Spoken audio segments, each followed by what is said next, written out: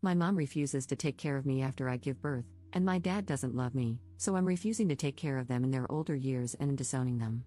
Posted by u/gold_gold217. So, I, 28F, am 30 weeks pregnant with my first child and about to move to another state. My mom has this thing where she takes care of my siblings when they give birth until they recover. She did it for my older sister and my brother's wife, so I thought she would do the same for me. But a week ago, she told me she couldn't because it was too far away. We got into a fight about the whole thing. I told her to get out of my house, and now we're not talking. Before you judge me and say that my mom isn't obligated to take care of me, I'll tell you that it was never about that. I'm the one child in the family that nobody really cares about. My parents always claim they love and treat us all equally, but man, is it obvious that they love me a little less than the others. I always thought maybe I was adopted and that's why they didn't care about me as much. Well, I was wrong because I am 100% theirs. It's always about how my other siblings are doing or how mom and dad are suffering, but it's never about me. It was never about me from the beginning.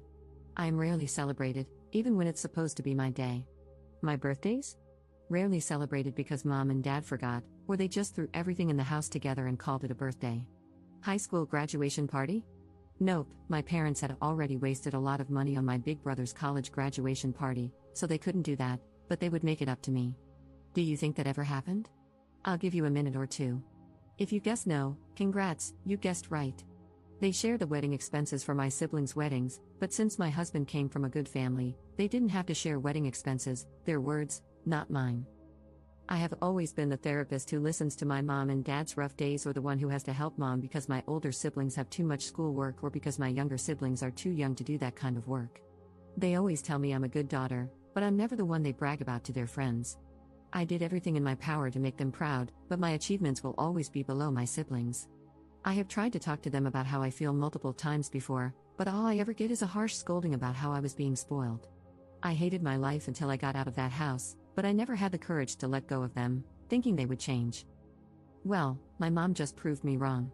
Mind you, my older sister lives a whole ocean away from us, but mom decided that taking a 10+ hour flight to another continent, twice, was not hard at all. But all of a sudden, taking a 4-hour ride to my home is too much? Especially when I'm in a place where I don't know anyone except my husband? I'm so effing tired of them putting everyone else above me. So, I'll make things right between us before I leave because I don't want to end things on a bad note. But once I get to my new home, I'll just cut all contact. I don't think I have the energy to deal with this crap anymore. Besides, I have my lovely husband with me, so I'll be alright and build myself a new family where I am truly appreciated and loved for who I am. Note, I'm the third out of 5 children. My younger siblings are twins. Notable comments. Commenter. Not the jerk, I know exactly how you feel about being the invisible kid. According to my parents, I was the only planned child, 2-year older brother, 6-year younger sister. Well, I have always been subjected to middle child syndrome, look it up. I have only ever been good enough when they needed money. I have student debt just to keep food on the table and a roof over our heads.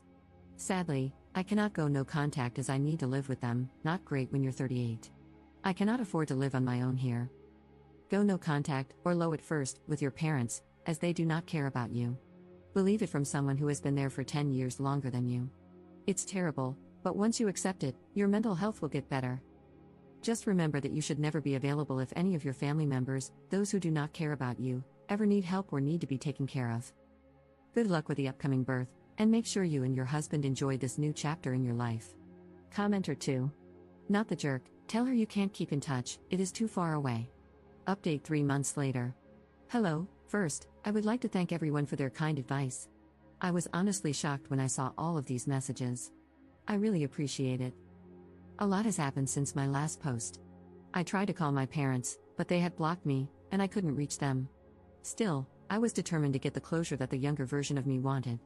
So, I called my older brother and asked if we could meet up and talk about the situation. He told me that he wouldn't meet up with me after what I had done to our mother and berated me, saying that I was an ungrateful person and that mom was under a lot of stress and pain because of me. I told him that it wasn't fair for him to just assume I was the villain and that he couldn't even understand my point of view because they didn't treat him the way they treated me my whole life. He knew they treated me like their personal chef, maid, and therapist for years, yet they couldn't even give me the love and attention I wanted just once in my whole damn life. He basically screamed at me through the phone, calling me a piece of trash for saying that, insisting that mom and dad treated us all equally, and claiming I was just a damn narcissist who can't think about anyone but myself. I tried to talk, but my emotions got the better of me, and I started breaking down on the phone. He hung up on me. I even started asking myself if I really was the narcissist my family seemed to think I was. But my husband came to the rescue and helped me through all of this, though the doubt that maybe I was in the wrong still lingered in my head. I guess my brother told my parents that I had called him because Dad called about 2 days later and asked me to meet up at their house. I was about to say no, but I couldn't because his voice was filled with remorse. So, I thought that maybe, just maybe, we could get past the whole thing, and I could drop the thought of cutting contact, even if Mom didn't want to help out. After about 3 days of talking to my dad, my husband and I went to their house to talk. I thought it was going to be just me, my husband, and my parents, but they had also invited my brother and his wife. As soon as we sat down, my dad started talking about how disappointed he was in me and how things shouldn't have led to this. I told him he was right, things shouldn't have escalated to this point, but I had assumed that since Mom helped take care of my sister and my brother's wife, she would do the same for me. Instead, she just favored everyone else over me, and it was frustrating. I told them how I had felt for years and shared everything I had said to you all. But they all acted like they didn't care, which honestly hurt like hell. At that moment, I knew I didn't mean anything to them, so why was I fighting to be part of a family that didn't want me? My husband was about to speak, but I told him not to. Everyone gave their opinions, basically blaming me. Then Dad asked if I wanted to say anything to Mom. I told her that I was sorry because I didn't want any bad blood between us before I closed this chapter and moved on with my life, but she didn't say anything back. Dad said we needed some time to cool off and set some boundaries, and I guess that was it between us. Over the next 2 weeks, we packed up and left the state. I didn't tell anyone where my new house was. Only after I had arrived and settled down did I write a long message explaining everything they had done and how I felt.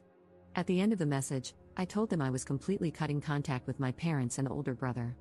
I changed my phone number and blocked all of my family on social media. And you know what? My life has never been this peaceful in a long time.